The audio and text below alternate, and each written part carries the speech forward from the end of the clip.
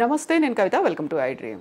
సమాజంలో ఎంత అప్గ్రేడేషన్ వచ్చినా, మనం ఎంత ముందుకెళ్ళామని చెప్పుకున్నప్పటికి కూడా ఇప్పటికీ ఒక ట్యాబు, సోషల్గా మాట్లాడుకోవడానికి, పబ్లిక్గా చర్చించుకోవడానికి కొన్ని అంశాల మీద మొహమాటం ఉంటుంది, హెసిటేషన్ ఉంటుంది. ఈవెన్ కుటుంబ సభ్యులతో మాట్లాడుకోవడానికి కూడా భయపడుతుంటాం, వెనకడిగేస్తుంటాం.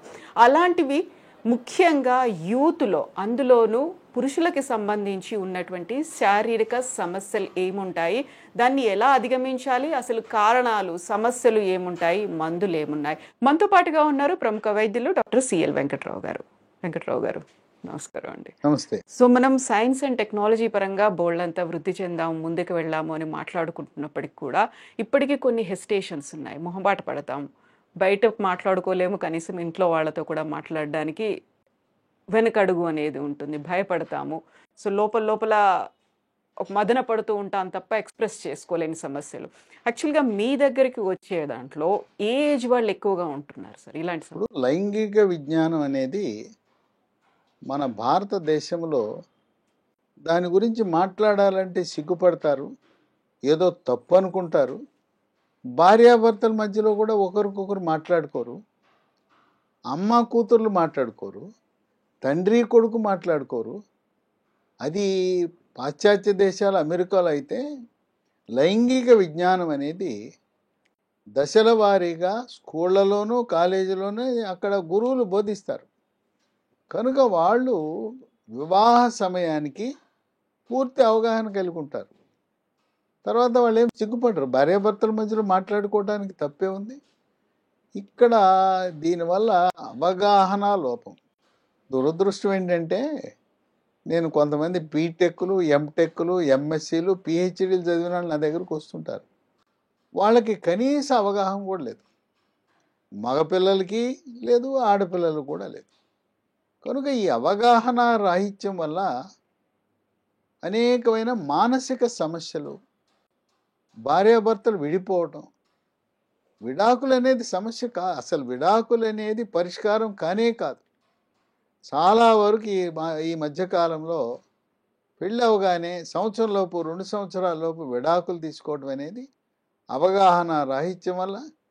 అది సరైన డాక్టర్ని సంప్రదిస్తే ఆ విడాకులు అనేది ఉండేవి కాదు. అవి అవగాహన రాహిత్యం వల్ల ఇలా జరుగుతూ ఉంది. పురుషులలో ఈ లైంగిక సమస్యలు అంటే మగతనం లోపించడం అనేది చాలా సాధారణమైంది. ఎందుకంటే నేనే ఆశ్చర్యపోతున్నాను, ఎందుకు ఇంతమందికి ఒక వయసు కాదు, పెళ్ళి కాని వాళ్ళకి లైంగిక సమస్యలు, అలాగే పెళ్ళైన తర్వాత మధ్య వయసు వారికి, అన్ని వయసుల వారికి మరి ఇది చాలా ఎక్కువ ఉంది. పక్కవాడితో చెప్పుకోరు, పక్కవాడితో మాట్లాడరు, సిగ్గుపడతారు. మనం ఒక్కళ్ళమేమో అనుకుంటారు. ఇది చాలామందికి ఉంది ఈ సమస్య. దీన్ని డాక్టర్ల దగ్గరికి వెళ్ళి పరిష్కరించుకోవాలి, అవసరమైన టెస్టులు చేయించుకోవాలి. ఇది ఏదైనా జ్వరం వస్తే డాక్టర్ దగ్గరికి వెళ్ళినట్టు ఈ లైంగిక సమస్యలు మగవారిలో పురుషాంగము సరిగ్గా అనుకున్న రీతిలో స్తంభించకపోవటం, అంటే పురుషాంగం గట్టిపడాలి. పురుషాంగానికి రక్త ప్రసరణ జరిగినప్పుడు గట్టిపడుతుంది, కొంతమంది గట్టిపడదు. ఆ పురుషాంగం గట్టిపడకపోవటాన్ని మనం అంగస్తంభన జరగలేదు అంటాం. అదే వైద్య పరిభాషలో ఎరెక్టైల్ డిస్ఫంక్షన్, ఈడి అంటారు. అట్లా కొంతమందికి పురుషాంగం గట్టిపడుతుంది. గట్టిపడిన తర్వాత యోనిలో ప్రవేశపెట్టక ముందే వీర్యం కారిపోతుంది. కొంతమందికి యోనిలో ప్రవేశపెట్టగానే 1/2 నిమిషం, 1 నిమిషం, 1-2 స్ట్రోకులతోనే క్రికెట్లో వెళ్తారు, బ్యాట్ పట్టుకుంటాడు, 1 రన్ కూడా తీయకుండా డక్అవుట్ అయిన విధంగా జరుగుతూ ఉంటుంది. అది కనీసం ఒక 5-10 నిమిషాలు, 15 నిమిషాలు ఆ రతిక్రియలలో పాల్గొంటే ఆనందం కలుగుతుంది, స్వర్గలోక సుఖాలను పొందగలుగుతారు. కనుక ఇటువంటి సమస్యలు ఈరోజు సర్వసాధారణం అయిపోయినాయి. ఇంకా కొంతమంది రాత్రిపూట వాళ్ళకి వీర్యం లీక్ అయిపోతుంది. దాన్ని స్వప్నస్ఖలనం అంటారు. ఇక అన్నిటినీ ఈ కుర్రోళ్ళు ఓ దానికి ముడిపెడతారు. దేనికి ముడిపెడతారు? హస్తప్రయోగానికి ముడిపెడుతుంటారు. నేను స్కూల్లో ఉన్నప్పుడు, కాలేజీలో ఉన్నప్పుడు హస్తప్రయోగం చేసుకున్నాను, అందువల్లనే ఈరోజు ఏదో నాకు అంగస్తంభనం జరగటం లేదు, వీర్యం త్వరగా అవుట్ అయిపోతా ఉందని చెప్తూ ఉంటారు. అసలు దానికి దీనికి ఎటువంటి సంబంధం లేదు.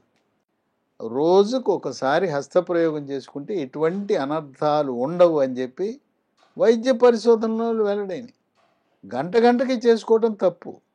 ఒక రోజులో ఒకసారి హస్తప్రయోగం చేసుకోవడం అది ఆరోగ్యానికి మంచిది. హస్తప్రయోగానికి ఈ అంగస్తంభనం జరగకపోవటానికి అసలు సంబంధమే లేదు. దీనికి పలు కారణాలు ఉన్నాయి. కొంతమంది సిగరెట్టు, బీడి, చుట్టా, గుట్కా, పాన్, పరాగు, నశ్యము, జరదాకెళ్ళి పొగాకు ఉత్పత్తులు వాడతారు. అవి వాడటం వల్ల ఈ పొగాకు ఉత్పత్తుల్లో నికోటిన్ అనే పదార్థం ఉంటుంది. అదేం చేస్తుంది? పురుషాంగములోకి వెళ్ళే రక్తనాళాల్లో రక్త సరఫరాను తగ్గించేస్తుంది. లేకపోతే పురుషాంగానికి వెళ్ళే రక్తనాళాలు కుచించుకుపోతాయి. పురుషాంగంలో ఏమీ ఎముక ఉండదు, అది కండరమే. ఆ కండరములోకి ఎంత రక్తం ఎక్కువ వెళ్తే అంత గట్టిగా గట్టి పడుతుంది. కనుక ఇది ఈ అలవాటు ఉంది, చెడ్డ అలవాటు, ధూమపానం. మనం మానేయాలంటే దానికి ఒక ట్యాబ్లెట్ కూడా అందుబాటులోకి వచ్చింది. బూప్రాన్, BUPRON XL 150 మిల్లీగ్రాములు సన్ఫార్మా కంపెనీ వాళ్ళు తయారు చేస్తారు. దీన్ని ఉదయం టిఫిన్ చేసిన తర్వాత వరుసగా 3 నెలలు వాడితే ధూమపానం అలవాటును మానుకుంటారు. ఇది మానుకుంటే మన పురుషాంగం బాగా పనిచేస్తుంది. ఇంకొక చెడు అలవాటు, ఇవాళ మద్యం అలవాటు చాలామంది యువతకి, మధ్య వయసు వారికి కూడా ఎక్కువ ఉంది. ఈ మద్యం ఏంటంటే కోరికను పెంచుతుంది. ఆహా ఓహో అని కోరికను పెంచుతుంది, కానీ కార్యం చేసేకి అక్కడ పురుషాంగం సహకరించదు. కనుక మానేయాలి. కొంతమంది బేరం పెడతారు, నేను ఇంతకుముందు క్వార్టర్ వేసుకునేవాడిని, హాఫ్ వేసుకునేవాడిని, ఇప్పుడు ఒక పెగ్గు 60 ml 90 ml అంటారు. అసలు మద్యం పూర్తిగా మానేయాలి. ఈ ధూమపానము, మద్యపానం పూర్తిగా మానేస్తే తప్పనిచ్చి మనం ఎన్ని ప్రయత్నాలు చేసినా ఆశించిన ఫలితాలు రావు. ఇదే కాకుండా మానసిక ఒత్తిడి, కుంగుబాటు, టెన్షను, డిప్రెషన్. ఈ సాఫ్ట్వేర్ వాళ్ళు ఉన్నారు. ఇంతకుముందు ఆఫీసులకు వెళ్ళేవారు, ఆఫీసులకు వెళ్ళినప్పుడు చక్కగా ఉండేది. ఇప్పుడు వర్క్ ఫ్రమ్ హోమ్ అని ఇంట్లో కూర్చోబెట్టి బాధేస్తున్నారు వాళ్ళని, బండ పని ఇస్తున్నారు. ఆఫీస్కి వెళ్తే ఇచ్చే పని కంటే కూడా రెట్టింపు పని ఇచ్చి, టార్గెట్లు ఇచ్చి వాళ్ళకి రాత్రి బావుళ్ళు నిద్ర లేకుండా చేస్తున్నారు. వీళ్ళు అంత మానసిక ఒత్తిడి ఉండి టార్గెట్లు. అట్లాగే MBA చదువుకున్న తర్వాత ఏదో మార్కెటింగ్లో చేరతాడు. మార్కెటింగ్ అంటే వాడి చేతిలో ఉంటుందా ఉత్పత్తులు అమ్మటం, వాడికి టార్గెట్ పెడతారు. ఆ టార్గెట్ కోసం వాళ్ళు కష్టపడుతుంటారు. ఇలాంటి మానసిక ఒత్తిడి ఉన్నప్పుడు దాని ప్రభావం పురుషాంగంపై పడుతుంది. ఇంకా కొంతమంది ఈ మానసిక ఒత్తిడి దగ్గర ఉందని చెప్పి మానసిక వైద్యుడి దగ్గరికి వెళ్ళి ట్యాబ్లెట్లు వాడుతుంటారు. మానసిక వైద్య ట్యాబ్లెట్లు వాడుతున్నప్పుడు కూడా పురుషాంగం మన మాట ఏనది, అది పడుకుంటుంది. నీకు నిద్ర వస్తుంది, నువ్వు పడుకుంటావు, ఆ పురుషాంగం కూడా పడుకుంటుంది. ఇంకో కొంతమంది నిద్ర మాత్రకు అలవాటు అయి ఉంటారు. నిద్ర మాత్ర వేసుకుని నువ్వు నిద్రపోతుంటే ఈ పురుషాంగం నీ మాట వింటుందా? వినదు. కనుక నిద్ర మాత్రలు మానేయాలి. మానసిక వైద్యుడు ఇచ్చే మాత్రలను వారితో చర్చించి దీని మీద పురుషాంగం మీద ప్రభావం లేకుండా ఉండే విధంగా చూసుకోవాల్సిన అవసరం ఉంది. ఇంకోటి ఉంటే మెడ ముందు థైరాయిడ్ అనే గ్రంథి ఉంటుంది. ఆ థైరాయిడ్ గ్రంథి సరిగా పనిచేయకపోయినా కూడా పురుషాంగం మన మాట ఎందుకు, అది పొడుగునే ఉంటుంది. అట్లాగే షుగర్ ఉన్న వాళ్ళకి ఎంతో కొంత ఈ పురుషాంగ సమస్యలు రావటం సహజం. 5 ఏళ్ళు దాటిందంటే షుగర్ ఉండి అందరికి వస్తుంది. ఇది నేను ఒక్కడనే అనుకుంటుంటా. చాలామంది ఏమనుకుంటారంటే నాకు ఒక్కడికే అనుకుంటారు. షుగర్ ఉన్న వాళ్ళందరికీ ఎంతో కొంత ఈ పురుషాంగ సమస్యలు అనేది ఉండటం చాలా సర్వసాధారణం. అది షుగర్ కంట్రోల్లో ఉండాలి. 3 నెలలకు ఒకసారి చేసే పరీక్ష ఉంటుంది, HbA1c అనే పరీక్ష ఉంటుంది. అది 7 ఉంటే, నియంత్రణలో ఉంటే ఈ సమస్యలు రావు. షుగర్ నియంత్రణలో లేకుండా ఉంటే పురుషాంగం మన మాట వినే పరిస్థితి ఉండదు. అట్లాగే కొంతమందికి హార్మోన్ల ఉత్పత్తిలో సమస్య ఉత్పన్నమవుతుంది.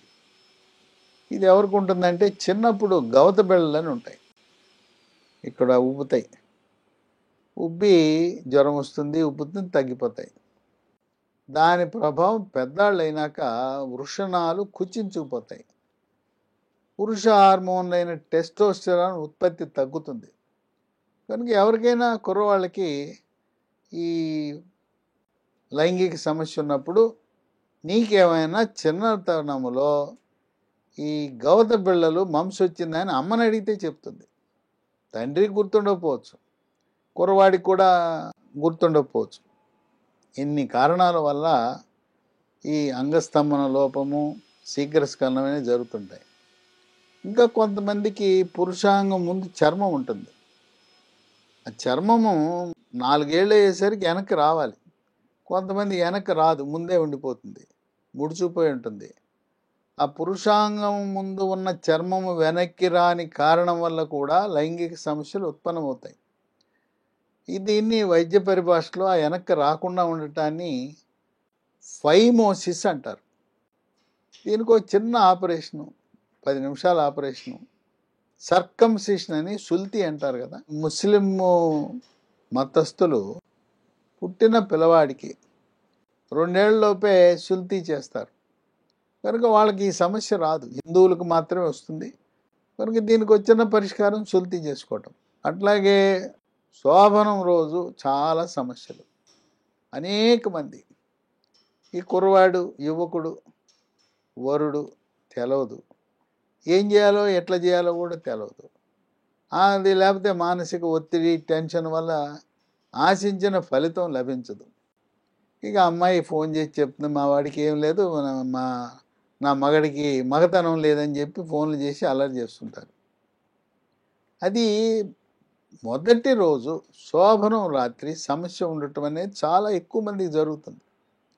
అట్లే కొంతమందికి ఆడపిల్లలకి, అందరికీ హైమెన్ అంటారు, కన్నెపొర అని ఉంటుంది. ఆ కన్నెపొర కొంచెం గట్టిగా ఉండటం వల్ల పురుషాంగము యోనిలో ప్రవేశించడానికి సమస్య ఉంటుంది. ఇలాంటివి వైద్యపరమైన సమస్యలు ఉంటాయి.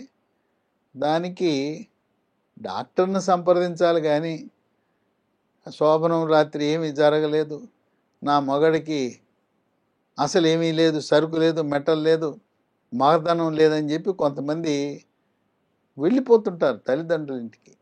అది సమంజసం కాదు. దీనికి ఈ పురుషాంగ సమస్యలు ఏమైనా ఉన్నప్పుడు ఆండ్రాలజీ అనే డాక్టర్లు ఉంటారు. ఆండ్రాలజిస్టులు అంటే MS జనరల్ సర్జరీ చదువుతారు, తర్వాత MCH యూరాలజీ చదువుతారు. అయిన తర్వాత ఈ ఆండ్రాలజీ విభాగంలో ఈ మగతనానికి సంబంధించిన పురుషాంగం యొక్క పనితీరు, వృషణాలు, వీటన్నిటి గురించి పూర్తి అవగాహన కలిగి ఉంటారు. కొంతమందికి ఈ వృషణాలు పొట్టలో ఉంటాయి. ఆ పొట్టలో ఉన్నాయి ఎట్లా తెలుసుకోవాలంటే, కింద ఖాళీగా ఉంటుంది, సంచి ఖాళీగా ఉంటుంది. పొట్టలో ఉన్నాయా లేదా తెలుసుకోవాలంటే పొట్టకి అల్ట్రాసౌండ్ స్కానింగ్ చేస్తే పొట్టలో ఉన్నట్టు తెలుస్తుంది. ఇంకోటి ఏంటంటే, ఒకటి పైకి ఒకటి కిందకు ఉంటుంది. దీని గురించి చాలామంది ఆందోళన చెందుతుంటారు. నాకు ఒకటి పైకి ఉంది, ఒకటి కిందకు ఉందని టెన్షన్ పడిపోతారు. అది సహజం. పైకి కిందకే కాదు, ఒకటి పెద్దదిగాను ఒకటి చిన్నదిగాను ఉంటుంది. వృషణాలు ఒకటి పెద్దది ఒకటి చిన్నది ఉండదు, సహజమే. ఇంకా కొంతమంది పురుషాంగం ఎంత సైజు ఉండాలి అనేది వాళ్ళకో పెద్ద అనుమానం. పురుషాంగము గట్టిపడినప్పుడు ఉన్న సైజునే ప్రామాణికంగా తీసుకోవాలి, కానీ ముడుచుకుపోయినప్పుడు ఉన్నది కాదు. ముడుచుకుపోయినప్పుడు మూత్ర విసర్జనకే ఉపయోగపడుతుంది పురుషాంగం. గట్టిపడినప్పుడు 3.5 అంగుళాలు, 3.5 అంగుళాలు ఉంటే సరిపోతుంది. లేదా కొంతమంది వీడియోలు చూస్తుంటారు, వీడియోలు చూసి వీడియోలు అన్నీ కూడా ఇవన్నీ మార్ఫింగ్ చేసిన వీడియోలు. కనుక వీడియోలు చూసి మోసపోవద్దు. అధికంగా ఈ వీడియోలు చూడటం కూడా మంచిది కాదు. అది కూడా కొంత సమస్యకు దారితీస్తుంది. ఈ విధంగా ఈ రోజున పురుషులకి ఎంతో ఇబ్బంది కలిగించేది. ఇంకా కొంతమందికి ఒక అనుమానం, ఏ వయసు వరకు రతిక్రియలో పాల్గొనొచ్చు? మీకు అన్ని ఆరోగ్యాలు బాగుంటే 90 ఏళ్ళ దాకా కూడా రతిక్రియలో పాల్గొనొచ్చు. కాకపోతే ఏంటంటే పెళ్ళైన కుర్రాళ్ళు ప్రతిరోజు పాల్గొంటారు. రోజుకు 2 సార్లు 3 సార్లు చేసుకుంటారు. ఒకసారి చేసిన తర్వాత ఒక 6 నుంచి 8 గంటలు లేదా 12 గంటలు గ్యాప్ ఇస్తే మంచిది. ఇంకా కొంతమంది మొదటిసారి చేసినప్పుడు తొందరగా అవుట్ అయిపోతుంది వీర్యం, కానీ మళ్ళీ రెండోసారి చేసినప్పుడు వాళ్ళు బాగా ఎక్కువసేపు చేయగలుగుతారు. ఈ విధంగా ఇవి మానసిక సమస్యను అధిగమించడానికి యోగా, ప్రాణాయామము, ధ్యానము, వ్యాయామం ఎంతగానో ఉపయోగపడతాయి. ఈ మానసిక ఒత్తిడిని అధిగమించడానికి ఇంట్లో చాలామంది ఉంటారు, పిల్లలు, బంధువులు, వీళ్ళంతా ఉంటారు. కనుక ప్రశాంతంగా శనివారం, ఆదివారం కొంతకాలం బయటికి వెళ్ళిపోతే పర్యాటక ప్రాంతాలకి, పెళ్ళి అవగానే హనీమూన్కి వెళ్ళటం మంచిది. వాళ్ళ ఆర్థిక పరిస్థితిని బట్టి మన భారతదేశము ఇతర దేశాలు వెళ్ళొచ్చు.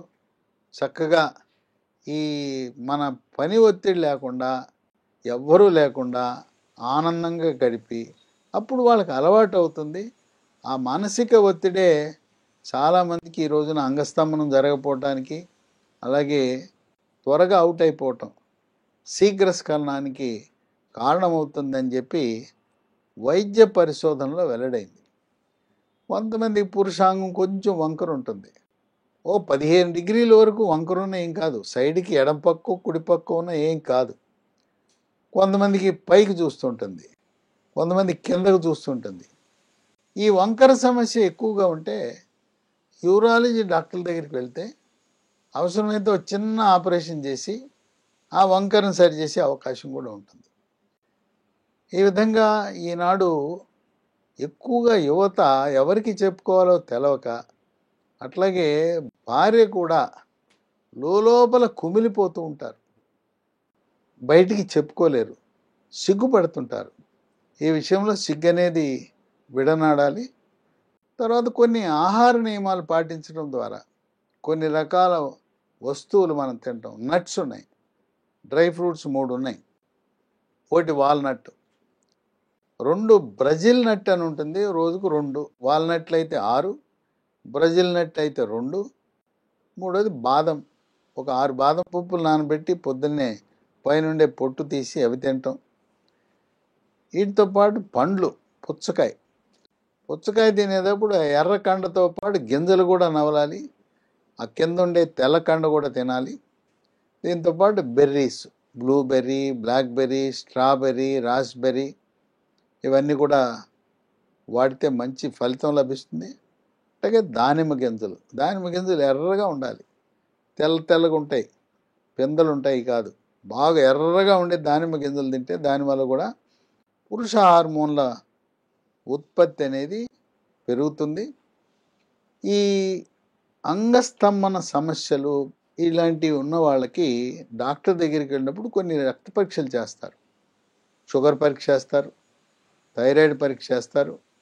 తర్వాత హార్మోన్లు ఉంటాయి, టెస్టోస్టెరోను, LH, FSH, ప్రోలాక్టిన్ అనే పరీక్షలు చేసి హార్మోన్లు ఏ స్థాయిలో ఉన్నాయో వాళ్ళు డాక్టర్లు, ఆండ్రాలజిస్టులు అధ్యయనం చేస్తారు. ఇక ఇవన్నిటితో పాటు మనకేమైనా కొన్ని మందులు అందుబాటులో ఉన్నాయంటే ఈ మధ్యకాలంలో చక్కటి మందులు మనకి మార్కెట్లో అందుబాటులో వచ్చినాయి. ఇంతకుముందు ఇవి లేవు.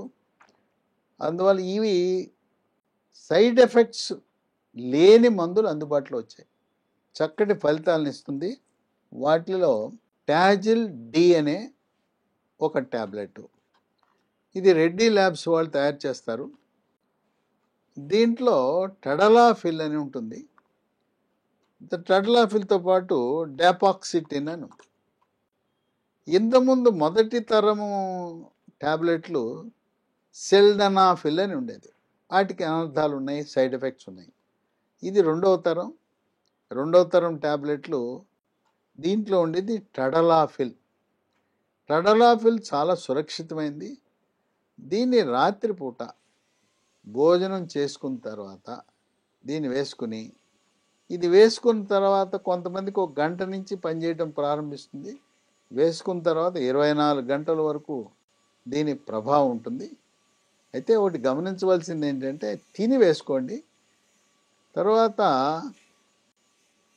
100లో ఒకరికి ఈ ట్యాబ్లెట్ వేసుకున్న తర్వాత పని అయితే బ్రహ్మాండంగా జరిగిపోతుంది. రతిక్రీడ, స్వర్గలోక సుఖాలను పొందుతారు. కానీ అయిన తర్వాత తలనొప్పి, మెడనొప్పి, నడుము నొప్పి, కండరాల నొప్పి, పిక్కలు పట్టేయటం, ఇలాంటి సమస్య 100లో ఒకరికి వచ్చే అవకాశం ఉంది. అలాంటి వారు ఓ ట్యాబ్లెట్, అల్ట్రాసెట్ అనే ట్యాబ్లెట్, ఈ అల్ట్రాసెట్ అనే ట్యాబ్లెట్ వేసుకుంటే ఈ నొప్పులు ఇవన్నీ పోతాయి. లేదు అలాంటి నొప్పులు వచ్చేవాళ్ళు ఈ ట్యాబ్లెట్తో పాటు ఒక అల్ట్రాసెట్ ట్యాబ్లెట్ కూడా కలిపి వేసేసుకుంటే ఆ సమస్య రాదు.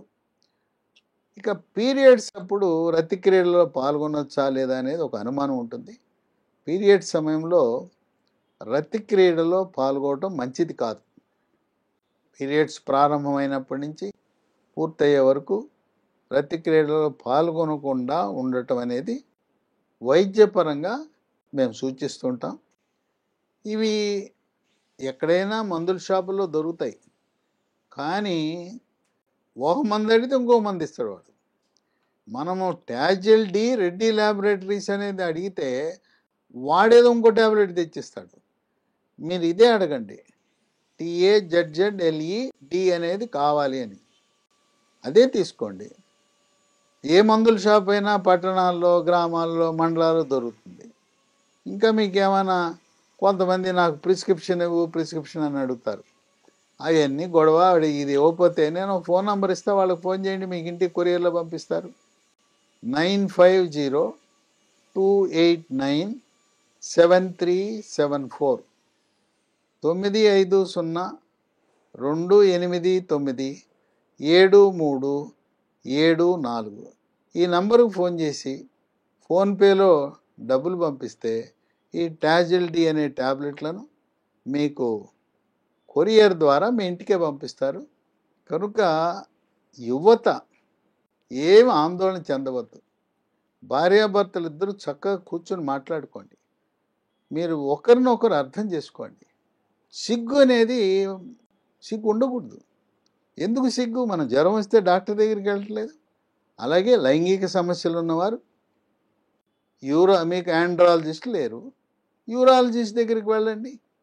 తర్వాత ఎవరు పడితే వాళ్ళు వీటి గురించి అవగాహన ఉండదు.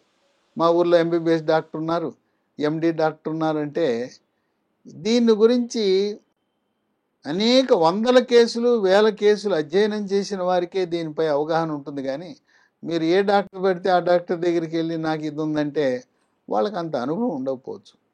ఎవరైతే ఈ అంగ సమస్యలు, పురుషాంగ సమస్యలను రోజువారీగా చూస్తారో, ఈ మందులతో అనుభవం ఉందో, వాళ్ళ దగ్గర మీకు ఆశించిన ఫలితాలు వస్తాయి. కనుక నిరాశ వద్దు. తర్వాత అమ్మాయిలు, మీ భర్తను ముద్ర వేయద్దు, మగతనం లేదని ముద్ర వేయద్దు.